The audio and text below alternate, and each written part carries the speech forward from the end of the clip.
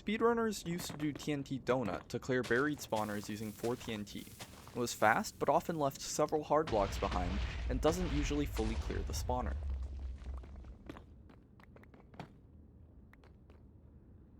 Then, people moved on to doing Raised Donut, which was more consistent, but slower, and still left hard blocks.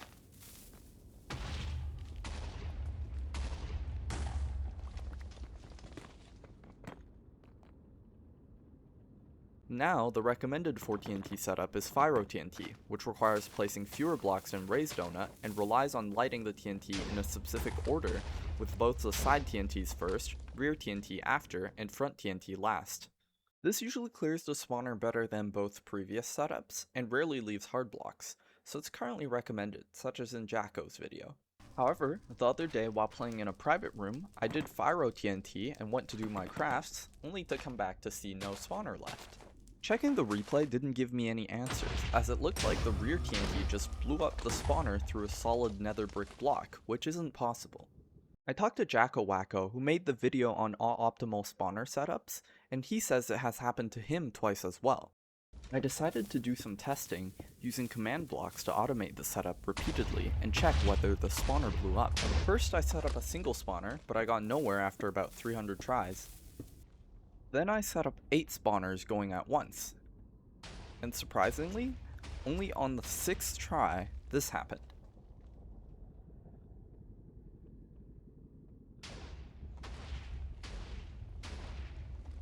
If we zoom in and slow it down, we can see the problem pretty clearly.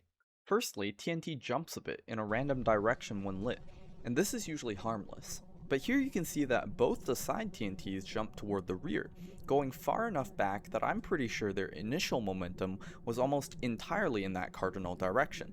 And then the rear TNT jumped a bit to the left toward the first TNT, which allowed the first TNT to knock it back to the right, where it hit a block on the rear and was nudged backwards, which gave an even better angle for the right TNT to knock it further back left, far enough left that it had an angle to destroy the spawner around the rear nether brick block. This is quite a similar interaction to the rare situation in triple TNT, where the front TNT can get launched because it bounced toward the first TNT, got knocked the other way, and then the second TNT got an angle to launch it. But what's the alternative? Well, first I tried this setup, which seemed intuitive to me because the soul sand on either side of the rear TNT should stop it from jumping far enough left or right to be knocked by the side TNTs. This setup is still fast to build, and it never broke in my testing.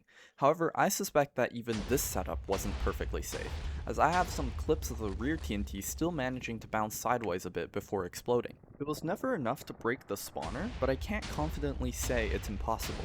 Still, it didn't blow up once in 4,000 or so attempts, so it's probably safe enough to use for now if you find it comfortable to do. However, in my opinion, the best solution is most likely this setup, which prevents the side TNTs from bouncing back at all, and as far as I can tell, there's no way for it to blow up the spawner. It also clears just as well as the original Fyroah setup.